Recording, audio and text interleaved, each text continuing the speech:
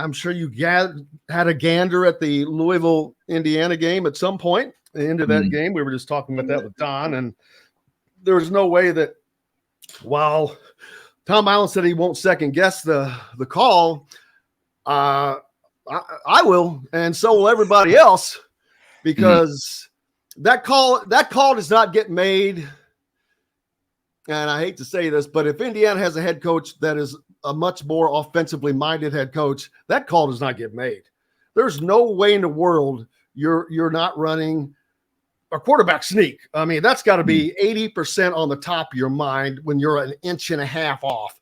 Right. The margin for error is here. I mean, you're putting the onus on them now when you run a quarterback sneak, to me, because it's so hard to stop that. But Indiana gave them every opportunity by taking a snap, taking a step back, handing the ball off. I mean, now you've taken a play that should have taken a half second and turned it into a 2.5 second play. And all that does is give time for things to go to hell. And it did. Yeah, I mean, I think, you know, the biggest issue is if you can run that play when you're winning up front. Like that's really the thing is that you've seen 1,000 different plays work from 1 yard out, and you know, sometimes putting it in the hands of your running back is the move. Like if you feel like that's the guy you'd rather have the ball in his hands. The issue is when you've got to get the tiny amount of space that they got, you know, to win with a running back play, you've got to be able to win up front. Because I mean, sometimes you can win up front and that guy walks in, you know, and that because you trust that better, you'd rather not just pile bodies. You believe you can win up front and clear a hole. And get that guy a waltz into the end zone. And, you know, what would they run for? 57 yards? Something like that? I'm going to call up. I've got stat broadcast in front of me. Oh, Indiana? 58. It was 58, yeah. Yeah, okay. Yeah, 57 yards, like 58 yards, 57 yards. It's just like you can't when it's not that you're losing up front, but you're not beating them up. You know, you haven't been beating them up, and you haven't won up front traditionally. You averaged 2.1 yards a carry on the entire day. Yeah, I mean, and a lot of that is just Jalen Lucas not making something out of nothing, but just getting a lot out of raw speed. You know, some option stuff, some, you know, they had the I was just watching the tape actually because we were like, I'm up in South Bend and we've been doing a lot of social events all week. So I got up in the morning to watch as much of this as I could. You know, I mean, like the creative thing they did was, you know, sending all the offensive line down past the hash mark down to the boundary and then running a reverse behind that with Lucas.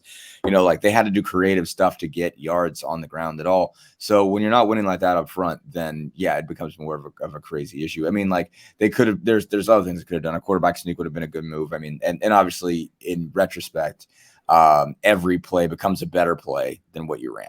You know, every play becomes a better play than the one that lost yardage because, and I'm sure that's probably what Walt Bell will say today, that, you know, it's not a good play because it didn't work. And so I get why, but it's just, again, the reason you're wrong is because you were losing up front. You can run that play when you're winning up front. You know, you can, it's not that stupid when you've got a legit running back and you're beating them up the middle.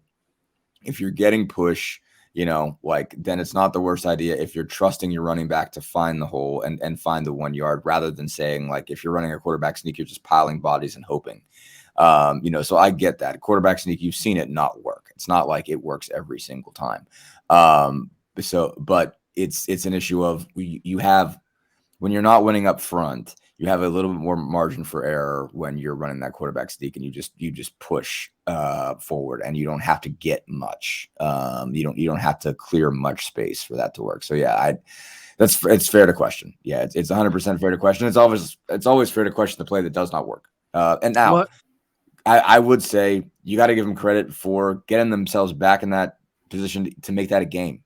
I mean, they had to make some bold moves to put themselves in position to have a chance at that point in the game. Gutsy to just come out of halftime with an onside kick. You know, when you're down 21-0 and you're down 21-0. That was the great move. It stinks for a great move like that, a successful move like that. Not only was it a great move, it was successful, and what it did. But to me, it gets washed away because you allowed this idiotic call. And it, to me, I'm sorry. It's just, I said it earlier when last week or I think it was last week when Indiana had a defender run into the punt returner two times. He called that stupid after the game. He called it stupid 2 times at the Monday press conference, and he called it stupid 2 times at another time. So 6 times he called that stupid. Well, I'm going to call this stupid for the rest of the year because it was a game. You can't say it cost him the game because it would have allowed him to tie potentially. Sure. But I mean, obviously go for 2 in theory. The rushing, not only the rushing yards we talked about, are on 2 plays. Josh Lucas goes 11 and Jalen Lucas goes 11 yards and Josh Henderson goes 12 yards on 2 plays.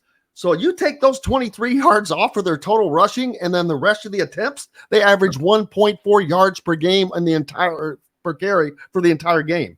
You're not doing jack. No, you weren't picking up chunks. You weren't picking up chunks at all. And except like they could have done something with a rollout. I mean, like you just got a bunch of yards on a broken play, basically. I think that Taven Jackson could have reached the ball across. Now you want somebody to jump. He's 6'5". Let him take the ball and jump up, right?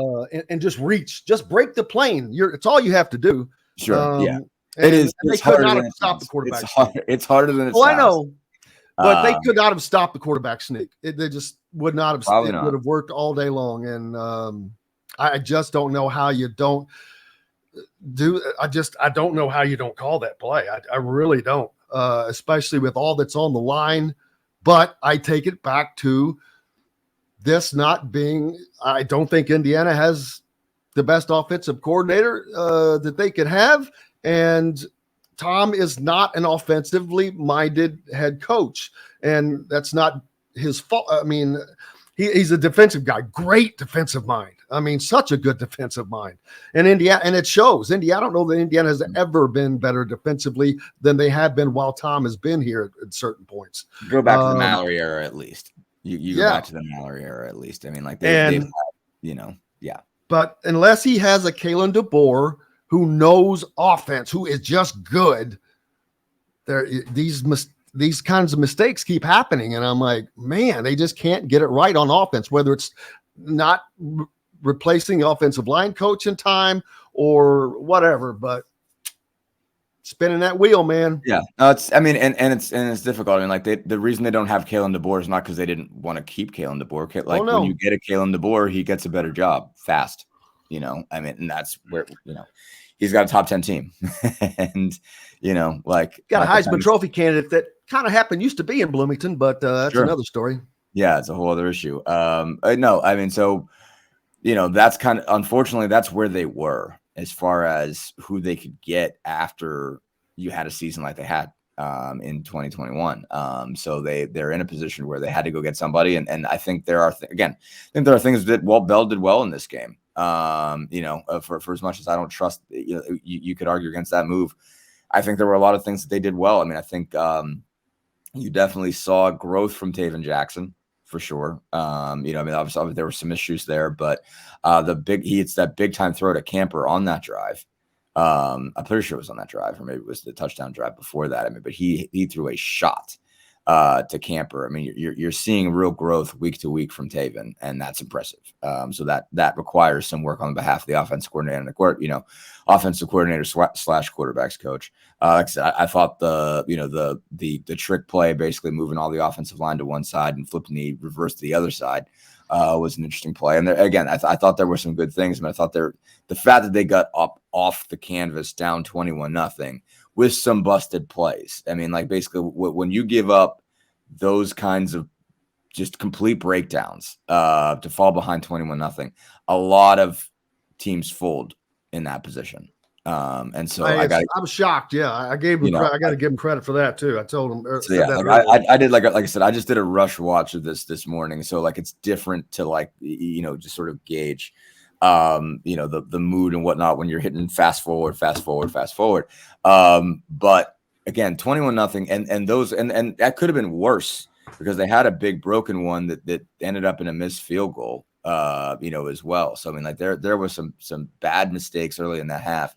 You followed 21-0, and a lot of teams just fade, and they didn't. And so you got to give some credit to coaching there to get you back in it. But yeah, I mean, like, and to your point, like there have been just some big mistakes, and you could probably encapsulate the Allen era that way if it ends with him, having to move on or being forced to move on.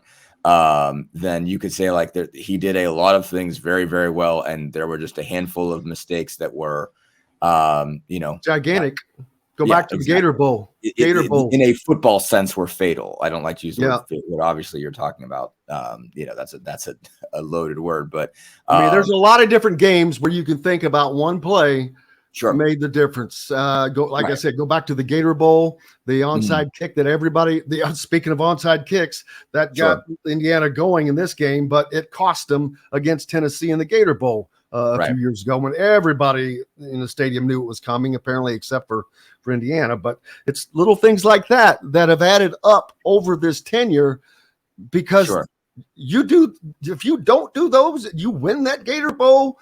Oh, what does that do for you? And then you win that game yesterday. What that changes the entire complexity of this season, and makes making bowl eligibility a hell of a lot easier. But it also gives this team more confidence.